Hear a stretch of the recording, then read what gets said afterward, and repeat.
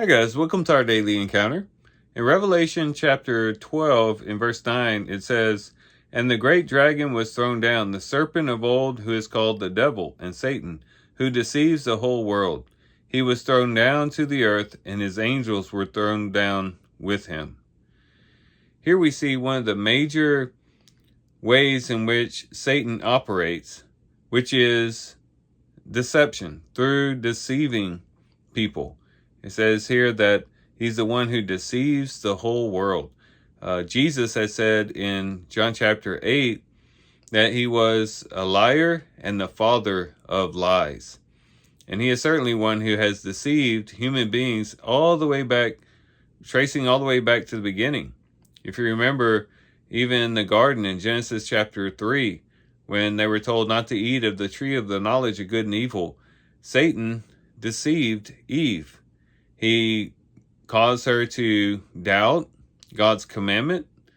He says, did God really say you could not eat of all the trees of the garden? And then he had her deceive God's motives. He says, well, God knows that in the day that you eat of it, you will become like him. And then also to doubt God's judgment, where he just plainly said, you will not surely die.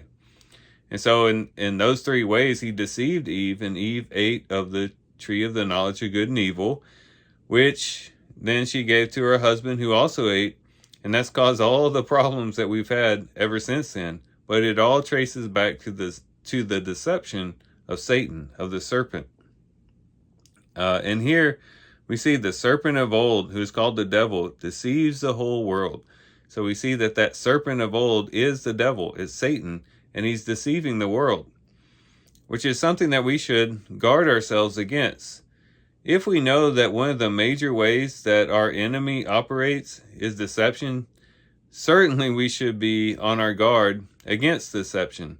And the best way we can do that is to diligently be in God's word and to trust in God's word, to engage in God's word day in and day out. Just keep on drinking of the water of God's word and allowing it to dissipate and to destroy the deception of Satan. It's very easy if we put God's word aside, we put it on the shelf, we never pick it up, and then we begin to hear messages from other sources and from other sources of information, and we begin to listen to social media and other types of information. It's very easy for us then to become deceived and even deceive ourselves, even to be led astray because of our own desires and what we want and how we think things should be. And then someone else comes along and strengthens those thoughts and those ideas. And before we know it, we're drifting further and further away from God's word.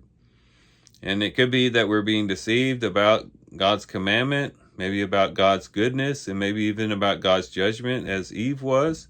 Or it might be many other things, maybe even questioning the existence of God and going against that.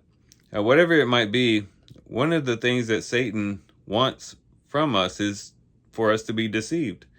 Not just to be tempted, but to be deceived. And it almost seems as though being deceived is the more destructive thing that Satan can do for us. If we're tempted and we fall into sin, we can bounce back and we can, say, okay, well, shake that off, and we keep moving forward, trusting in the Lord and things like that. But if we become deceived, it becomes almost like a cancer within us that can contaminate really our whole thought process and can lead us astray in a very serious way, and can lead to a whole trail of sin and rebellion against God. So it's a very dangerous thing. It's something we should be looking out for.